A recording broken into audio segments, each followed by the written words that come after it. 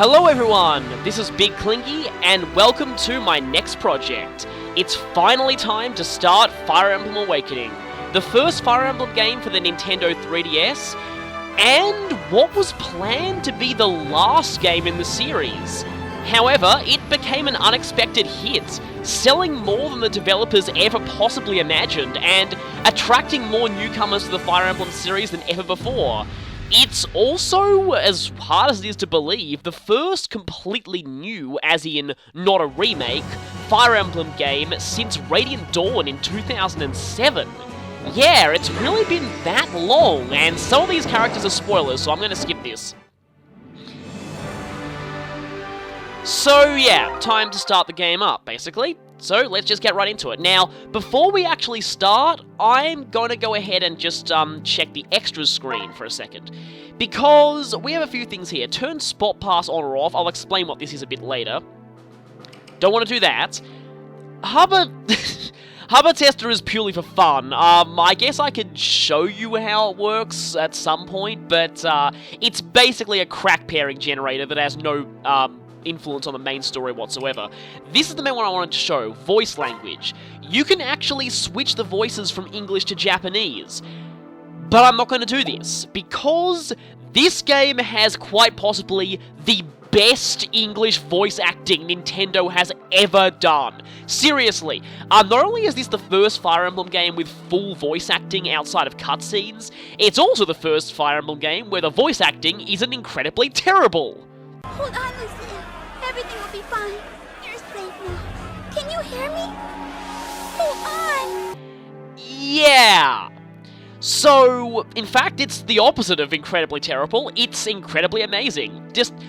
They got such an all-star cast for this game, and trust me, I'm going to be providing voice actor trivia for pretty much every major character in this game. There are so many big-name voice actors in this, it's amazing.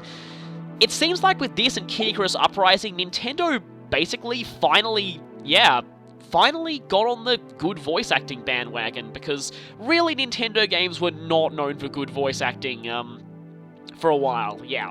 But anyway, we're going to start a new game.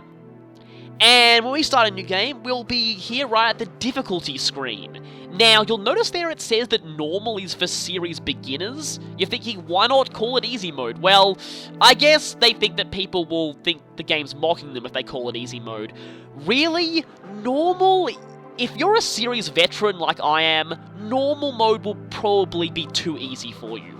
But if this is your first Fire Emblem game, go ahead and select that, really.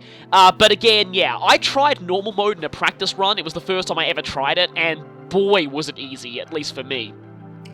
Hard is pretty much the standard difficulty level for experienced Fire Emblem players. I wouldn't recommend that newcomers start with this, but for expert players, it's not really all that bad. It's not as bad as some other games. It's not like the hard mode of other games in the series. It's, for the most part, pretty manageable. Basically, it's hard at the beginning. The first few chapters can be quite difficult, but after that, considering how powerful your characters get, and in this game, your characters get very strong very, very quickly, so it very quickly evens out, and hard mode actually gets pretty easy towards the end. And then there's this mode. Now, just a warning here. The difficulty there says for expert players. Really? They should have gone with Toho's difficulty description of Lunatic Mode, not suitable for anyone. Because seriously, if you play Lunatic Mode on this game, you are a complete masochist. The difficulty gap between hard and Lunatic is just ridiculous. Seriously, words do not do it justice. I may just show what even the first chapter looks like on Lunatic Mode just as an extra bit of footage, but seriously. To put this in perspective, I can't beat Chapter 2. That's as far as I can get on Lunatic Mode. It's that bad. You pretty much need to use an entirely different set of strategies to what you'd use on normal mode, because Lunatic Mode, the gap between these two difficulties is just enormous. It's roughly 10 times the gap between normal and hard. And this is a failing that I think this game has. It's only a minor nitpick, but Heroes of Light and Shadow, the previous Fire Emblem game, had a difficulty level in between hard and Lunatic. And really, that works so much better. Here, the gap between hard and lunatic is just too big. Because yeah, I kind of find hard mode a bit too easy, but lunatic is way too hard for me, so it's kind of annoying. There is actually a secret difficulty level beyond lunatic mode that you unlock for finishing lunatic the first time. It is not so much more difficulty as it is cheap luck-based difficulty mode, so I'm not really going to be going into it. But anyway, I'm going to be playing this on hard mode.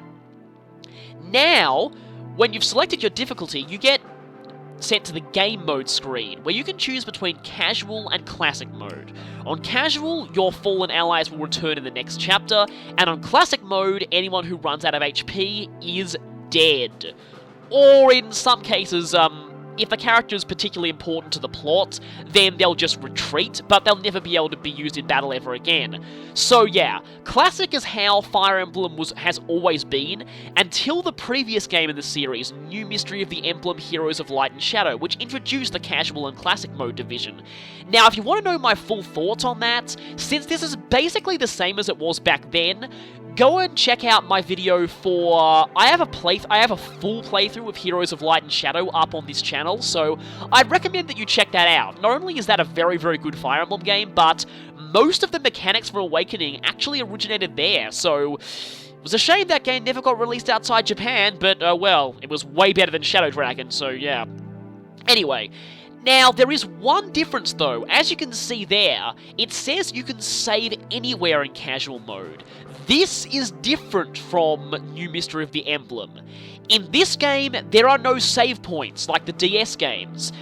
The only way to save permanently mid-chapter is to play on casual mode. On casual mode, you get a battle save kind of like Radiant Dawn, where you can save during the chapter at any point you like, and reload from any point you like. In classic mode, you have the classic suspend save from the rest of the series, where you can save mid-chapter, but only to temporarily stop playing, and when you return to the game, the suspend save is deleted. So, if you screw up in classic mode, you have to restart the entire chapter from the beginning. There's no easy way out, so yeah. Basically, the original classic, frustrating, restart every time someone dies experience. And here's the weird thing. As much as I'd be called a wimp for not playing on classic mode, the fact that you can save anywhere is really convenient for recording purposes, and that's actually why I did my first playthrough of this game on casual mode, because I still reset whenever anyone died, but I just wanted the permanent saves because it makes recording so much easier. So I'm actually going to pick casual mode this time. And again, I will still restart whenever I lose a character, but the main reason I'm choosing this is because if anything particularly hilarious happens, I can make a save point there and basically be able to record it at any time I want. So, after selecting your game mode, you'll be taken directly to the avatar creation screen. The avatar creation system is something that was introduced in the previous game, Heroes of Light and Shadow, which, again, not many Western fans will know, because that game was only released in Japan. Basically, this lets you create your own personal, customized character for the game. Now, in Heroes of Light and Shadow, your avatar was pretty much a non-entity as far as plot was concerned. They were basically just a fun little extra that really didn't have much effect on the story. In this game, not so much. In this game, the avatar is effectively the game's secondary main protagonist, so they're very important to the game now, and those who've played Super Smash Bros. 4 will probably recognize them. Because yes, the default avatar is a playable character in Smash Bros. 4 for both Wii U and 3DS. So the first thing to do about creating your avatar is to choose a gender. Now you can go back on steps at any time, and I'm actually going to show creating a male avatar first because I'm actually going to be playing with a female, but I want to show all the avatar creation options right off the bat. Now, the gender of your avatar actually affects a lot more than it did in New Mystery of the Emblem, because this game has a marriage system, and the avatar's gender determines who they can marry. And because of this, yeah, it does have quite an effect on support conversations and the like. Many support conversations are completely different depending on what gender your avatar is, and both avatars have completely different sets of marriage options, so it definitely does affect things a lot more than it did back in New Mystery of the Emblem. So yeah, I'm going to choose male first, but anyway. So from here we get to choose build, which basically you get 3 appearances for the avatar. This is the sort of average build, the small build, and the large build. So you basically have 3 options, and I'll be showing the female ones later, don't worry. For face, you have 5 options for each build, and that one looks really weird. So it might seem like there aren't very many face options, but note that for every build there are 5 unique options, so technically speaking there are 15.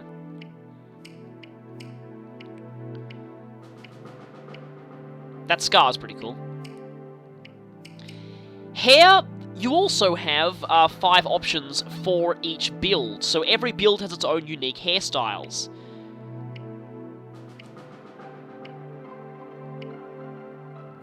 So, for the small build,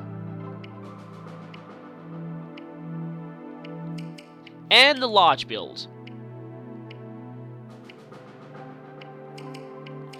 And hair colors are pretty much the same for everything, but there are 20 different hair colors, so there's a lot of choice here. You have the standard blonde hair color, sort of reddy brownish, blue-green, lightish green, brown, pink. Yes, you can have a male character with pink hair.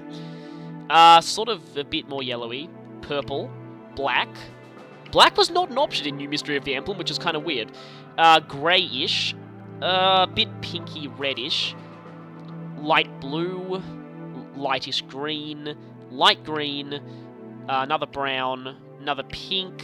Another blondish one. Lighter purple. Reddy brown, and sort of an orangey one. I can't really describe colours effectively. But yeah, those, as you can see, are the same for every avatar option. So, yeah, they don't differ depending on build at all. Now, in case you're wondering, I believe my male avatar looked like this in my... Yes. And I think I had different eyes. Yeah, this is what my male avatar looked like in my first playthrough. So, just in case you're wondering. And voice. Yes, you get to choose your avatar's voice out of 3 different options. Now, in the Japanese version, it was more clear what these voices actually did, because they were defined based on what pronoun the avatar used to refer to themselves. Japanese has, like, about 20 different pronouns, and each of them says something different about the character. Here, there's no real distinction between the voices, so basically you just get, this is the default voice. It's my fault. We can do it. Thanks. It's my fault. We can do it. Now that's strategy. This is the voice that's used for male avatars in Super Smash Bros., by the way. Nicely done. Now that's strategy. Stay calm. That's male voice 2. Now that's strategy. It's my fault. Stay calm. Thanks. Stay calm. The male avatar kind of gets the short end of the stick when it comes to voice options compared to the female, because he doesn't have that many well-known actors. The female avatar has actually quite a few. But anyway, with male done, and I'll just leave you alone there, previous avatar of mine, let's go to the female. So again, you have 3 builds. You have the average build, small, and large. And for each one, you have 5 different face options. Permanently blushing is kind of weird. And hey, the semi-ticky-ish tiara. That one's kind of cool.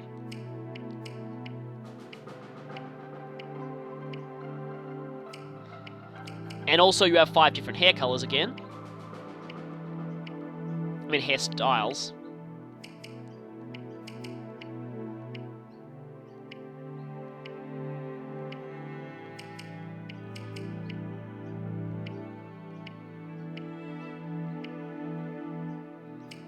And the colors are, I'm pretty sure, yeah, they're the same as the males, so, still the same 20 options.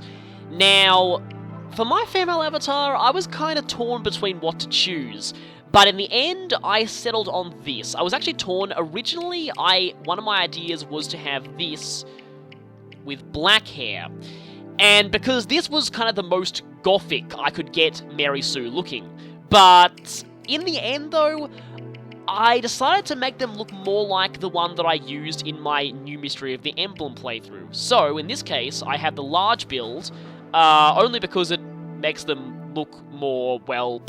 let's just say they expose a bit more, and I think a Mary Sue would like doing that.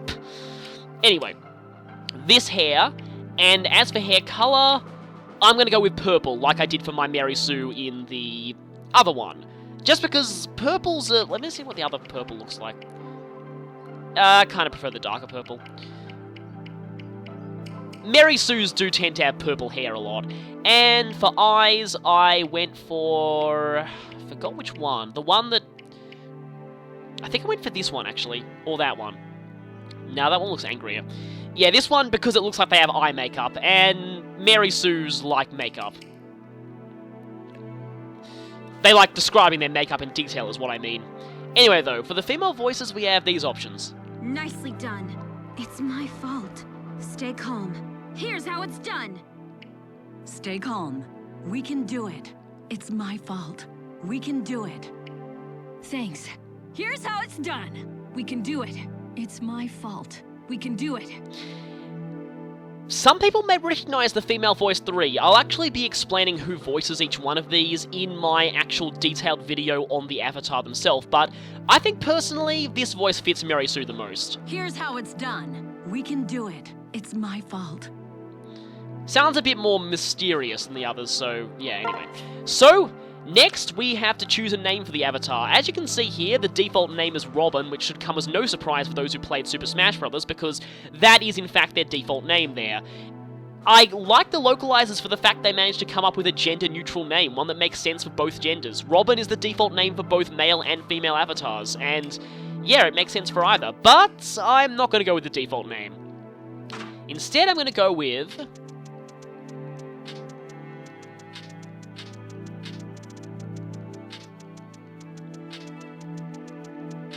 And with that, the universe of Fire Emblem Awakening was doomed. This name will be sent to other players via Street Pass! Yep, I'm fine with that. Everyone will know that I have a Mary Sue in my game, as traumatizing as that sounds.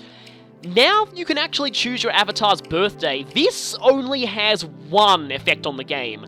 On a character's birthday, they receive special bonuses in the game, so that's really the only thing this affects. And as much as I want to choose a birthday that I'd actually be able to show during the playthrough, I'm going to choose a birthday that's more appropriate to Mary Sue. The 6th of December. And the reason for this is, the original fanfiction that seems to have started the name Mary Sue, it's called A Trekkie's Tale, and I highly recommend that you look it up because it's hilarious. It was actually an intentional parody of the phenomenon, but it ended up naming it. Basically, it was published in a fan magazine, because fanfiction.net didn't exist back then, in, I believe it was the 6th of December, 1976, I think it was, or it was in the 1970s. But the other funny thing about this date is, 12 is 2 times 6, and the date is the 6th, which means that her birthday has a 666 in it, which, we all know how much gothic, angsty Mary Sues love that number. These ones are more important, though. Asset and floor determine your avatar's stats, and I'm not going to go into full details here. Basically, asset is their best stat, floor is their worst stat, and you can choose any stat for each. Now, for my first avatar, I actually went with asset, speed, floor, luck. Now, generally speaking, luck is actually considered the best floor to do, because it's the one that really kind of is the least detrimental out of all of them. Whichever stat you choose as your floor will not only lower that stat, but it will also lower a few other stats as well. So bear that in mind. I'll, again, give full details a bit later. But also, you may want to plan ahead. If you've planned what character your avatar is marrying in advance, you probably want to choose an asset that actually complements them.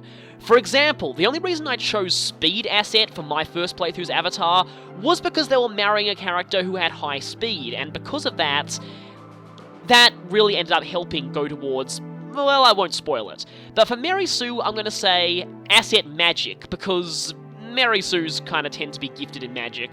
And floor, I'm just going to go with luck, because generally speaking, that's considered the quote-unquote best floor to go with. The flaw that's the least flawed, so to speak, and that makes sense for a Mary Sue. I went with luck flaw with my first avatar anyway, because as you know, I consider myself to have a luck flaw in real life, so yeah. And with that is pretty much everything about this. But if you want to know more details about the avatar's stats, class options, or trivia about voice actors, I'm going to have an annotation on this video. Now, if the annotation isn't up, it's because I haven't put it up yet, but there will be an annotation that will link you to an unlisted video where I will fully discuss the avatar stat-wise. The reason why I'm not doing them in the actual video itself is because the video would run way too long if I did. The characters in this game, there's a lot to talk about them, and because of that, I don't want to bog down the video with just taking up like 20 minutes on a stat sheet. So, with that, I think it's time to press OK and seal the World of Awakening's fate by unleashing a Mary Sue upon it. Here we go. Use this avatar. I'm gonna regret this, aren't I? But yes.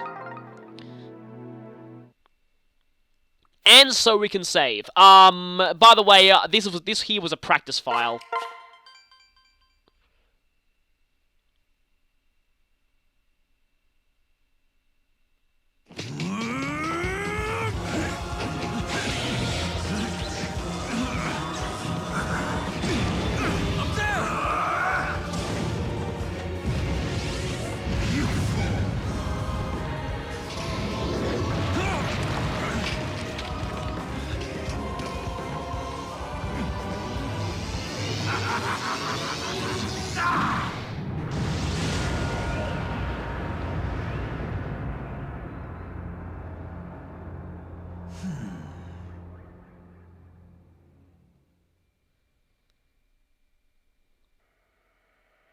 This is it. Our final battle. Welcome back to the Fire Emblem Awakening playthrough, where we're at the final battle at last. It's been a long road. Chrom and Mary Sue have been through a lot. Well, actually, mostly Mary Sue carried everything because she's perfect in every single way. But anyway, as much as we hate to admit, Mary Sue is one of us, and no destiny can change that, except Mary Sue's destiny of always being perfect and always having her beautiful youth and youthful beauty. And anyway, let's just kill this dastard. Oh, and tutorial alerts will appear on the 3DS screen. Wait a minute, why am I getting tutorials? This is the final chapter. Why do I need tutorials now? Our victory condition is to rout the enemy, and there is only one enemy to rout. But we have to get closer to get to him. It's finally time to take down the evil Maleficar once and for all. Seriously, am I the only one who thinks this guy looks like the bizarre love child of Jafar and Maleficent? Now there's a disturbing fanfiction waiting to happen. Ugh. He is a sorcerer. He's a dark mage who wishes to architect the world's end, and he's armed with Grima's Truth, which channels Grima's power, whoever that is. And it looks like he's conducting some kind of dark, angsty ritual here. Only Mary Sue's allowed to do that. We have to stop him. Anyway, though, you might notice some sparkly spots here. I don't know why they put those there. We can't access them at all. And the graphics on this place are really, really cool, and it looks even cooler in 3D, actually, but I can't, of course, show 3D on this. Anyway, though, why am I talking about graphics in the final battle? We've already seen the graphics for the entire game. But anyway, it's time to get moving. On my mark. Either Mary Sue goes ahead, Right. or it's Chrom's turn. But let's say they go together. Let's pair up and move in for the kill.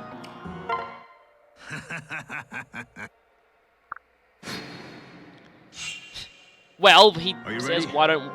He's just standing still. I mean, if anything, he's the one resisting. Because his end is inevitable. For Mary Sue is perfect and flawless and shall destroy everything. We can either attack him from range with magic or close up with a sword, but I'd prefer to smash this guy's face in with a sword before he gets into a villain song.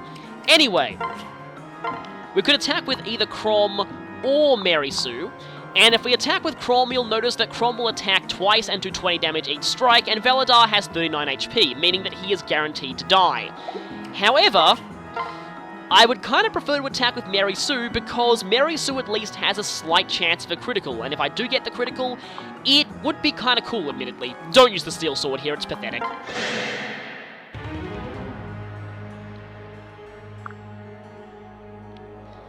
Well, you cannot unwrite the fact that you're a lame villain and will never be accepted into the school of Disney villains like you always wanted.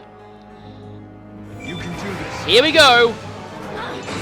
Oh, no critical, that's annoying. Grimmer's truth hurts, but not all that much, really. And for some reason, he's not even attacking us back. Well then, he has exactly enough HP left to be killed by Crom's Silver Sword, so let's go ahead and do that. Let's go. Watch out! Finished? And so, at last, the Dark Lord Maleficar is dead, and we have won.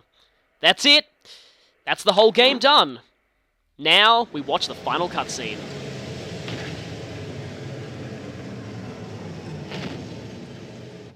Maleficar is dead. This isn't over. Yeah, Marisu, you dual guard that attack like a pro.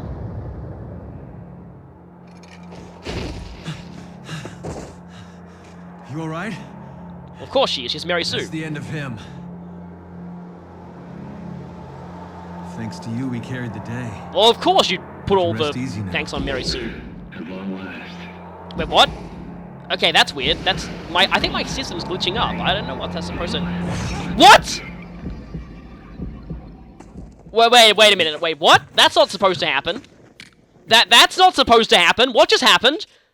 What's going on here? This is not your fault. What do you mean? She just Promise stabbed me. you. You'll escape from this place. Please. Go.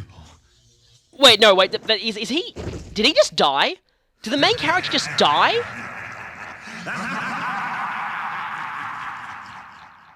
Mary Sue, what have you done? You've killed the main character! You've derailed canon forever! No! What a horrible nightmare. So, what was I planning on doing today? Oh, that's right. I was gonna start Fire Emblem Awakening. Well, I guess I should get to that. That was a weird dream, though. I wonder what it means.